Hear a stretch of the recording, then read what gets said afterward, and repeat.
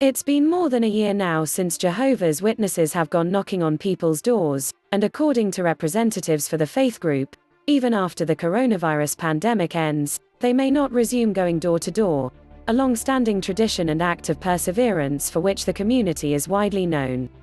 In March 2020, when much of the country went into lockdown to prevent the spread of the coronavirus, the church closed all public meetings at its 13,000 congregations in the U.S., including 1,097 congregations in Southern California serving 150,000 members in 30 different languages. We shut down all public ministry, including going door to door, as well as in-home Bible studies for the first time ever in our church's history, said Robert Hendriks, national spokesman for Jehovah's Witnesses. This was the first time ever in the history of our church that we stopped all kinds of public engagement.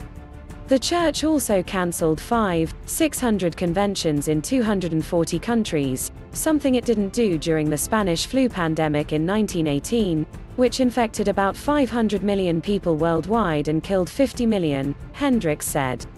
We just wanted to make sure that our meetings, ministries and conventions did not cause the spread of this deadly disease, he added.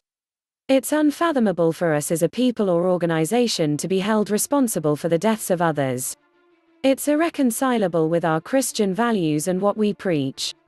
Despite that knowledge, stopping the door-to-door ministry was a disorienting event for practitioners of the faith because evangelism is an inextricable part of their core belief system, Hendricks said. People like me grew up knocking on doors and I've done that since I was old enough to walk, Hendricks said. But, he added, we found we could be effective using other forms of ministry like letter writing and phone calls. Spirituality is not about a building or being with one another in person.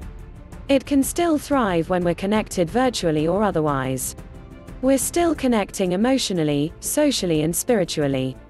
The pandemic may leave a permanent mark on Jehovah's Witnesses by ending door-to-door ministry, even after restrictions ease, he said.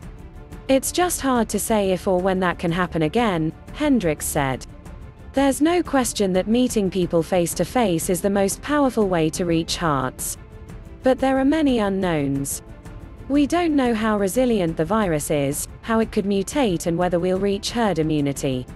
Even if the danger of community spread is gone, when will someone be comfortable with someone else knocking on the door again? Reaching people through handwritten letters and phone calls seems different, even intimidating at first, said Whittier resident Kevin Mahard. It's different from speaking in person and